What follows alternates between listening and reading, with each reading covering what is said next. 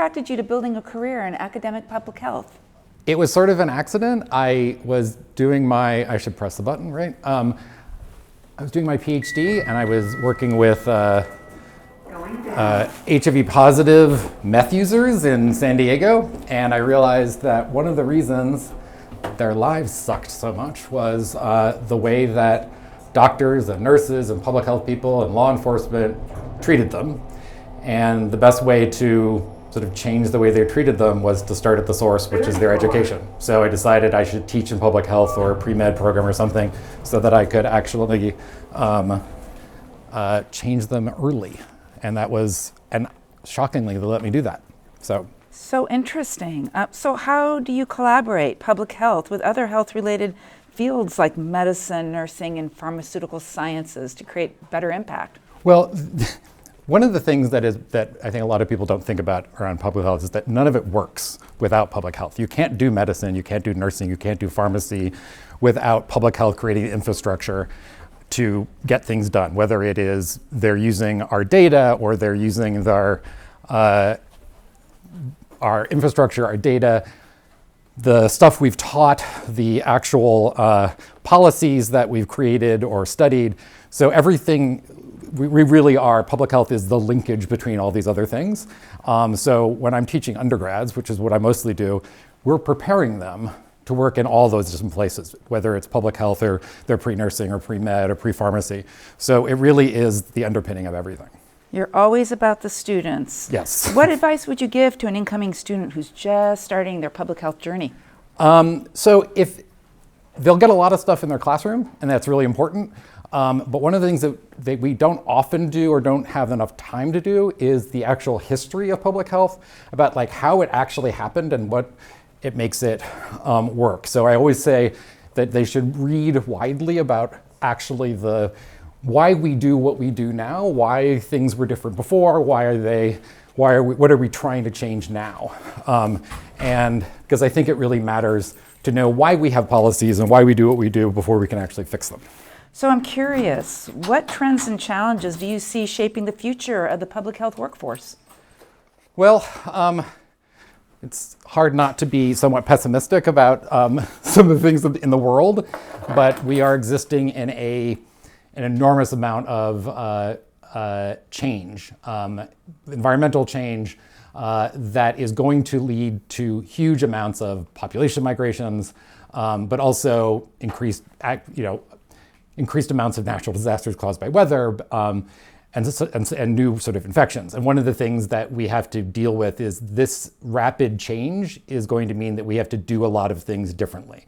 Public health has always been here, whether we called it public health or just sewage, or we were creating aqueducts in Rome in 500 years BC or whatever. We have to constantly adapt into new things. The problem is that things are happening much faster than we ever thought they could. And then, of course, there's all the technology that is constantly increasing, and we have to be able to deal with it. Most of it, I think, is going to be very good stuff, but we also have to deal with the fact that there is bad stuff with the technology, as we've discovered with how the internet has really ultimately hurt public health education.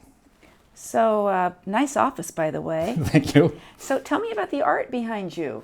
So this is the sort of iconic Silence Equals Death poster that was created by an artist named Gran Fury, that is has become the iconic or the icon for ACT UP, which was the AIDS Coalition to Unleash Power, which is the probably most effective health advocacy activist organization in history.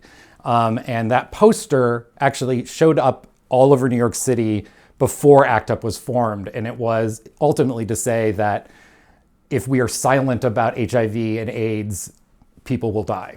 And the pink triangle is a throwback to the actual pink triangle that gay men were forced to wear in the concentration camps. So the image is, and the poster has been around for a really long time. And I came of age during the peak of AIDS, came out during the peak of AIDS. And I would not be here doing this work if it wasn't for the experiences that my friends had, the people I knew I had, the people I never got to know because they died, but also because all the people working in HIV made it possible for to help people like me go into this kind of work. So important to know and understand the history. Yeah. You are an inspiration to so many. What inspires you? I would say that there's the most basic inspiration to me are people that are constantly working energetically to make the world a better place. So it could be as simple as I'm trying to make people happier, make them suffer less. I'm trying to improve their lives or whatever it's going to be. And that is, in my day-to-day life, tends to be focused on illness and decreasing poverty and making people, their physical lives better, their mental health better, but also the inspiration that I get from people doing it in other places, whether it's art or ideas or creating spaces or things that will make people happier. And I think there's a lot of places I find inspiration, but really it is about people going out of their way to make the world a better place. I love that. So you are a faculty member who teaches a lot of lessons. What's the one lesson that you've learned that you would like everyone to know now? Check your facts. I was a nerd, so of course facts matter. I studied and learned as much as I possibly could so I could do well on tests and stuff like that. But you spend a lot of time as a student focused on learning facts so that you can do well in a course, rather than recognizing that the fact that you are learning matters to the people that are going to experience the work you create with those facts. And when I was a journalist and I was a fact checker, it just I knew it was a job. This is what I need to do before I become a writer or whatever. But I was fact checking things at Newsweek. And if you put the wrong fact in Newsweek in 1999, that was 20 million people reading it that would get the wrong information. And luckily, I wasn't the person who put the wrong information about what you should feed babies. But I had a friend who accidentally suggested using chopped carrots for a child much too young. So we had to do this huge recall that was that ended up being on national news because we had to tell 20 million people, don't give a 6 months old chopped carrots. So there's also just you want to be right when you're talking about things, but in public health, it is essential that you're right. And that means not only making sure that you check your facts, but also really developing a really good, finely honed BS detector that not just for basic facts or what someone is saying to you that you want to understand better, but also for the way that we deal with the incredibly complex and problematic media landscape. I think understanding how to actually interact with that information and fact check it and understand it better is really essential to what we're doing, not only as in public health, but also, I would say, as citizens. Okay, I have a few ideas, but what is your secret talent? My secret talent, there are a bunch of things that I'm a really, really good cook when it comes to, I can make really good chili. I do it incredibly well. But I also, my background is I'm a writer, and I can, I teach people how to write really genre-specific things in public health, but I've written hundreds of movie reviews. So it's not so much a secret, except if you don't know me, and you meet me, you say, oh, he teaches public health in the university. I was like, yeah, for 2 decades, I was a film critic. So the idea of being able to make a pot of chili and watch a bunch of movies is actually really delightful to me. Sounds like a fun day. Yeah. So you have time for a couple more questions real quick? Absolutely. All right. What's something you can't live without? Honestly, I can't live without my antidepressants. This is something that, maybe I could. Who knows? This is something that I'm it's really important to me that I talk about with students and with people and mental health is a key part of the kind of work I do. And it is really important that for me to demystify it, to destigmatize it. I was saved by medications and therapy. I joke that it is my it's going to be my silver anniversary of taking antidepressants 25 years ago in about a month, because it saved my life. And I've actually had incredible experiences with students saying, I never wanted to talk about it, but you talk about it. I guess I can talk about it. I can still work. I can still have a life. So that's something I can't live without is those, that's the basic thing.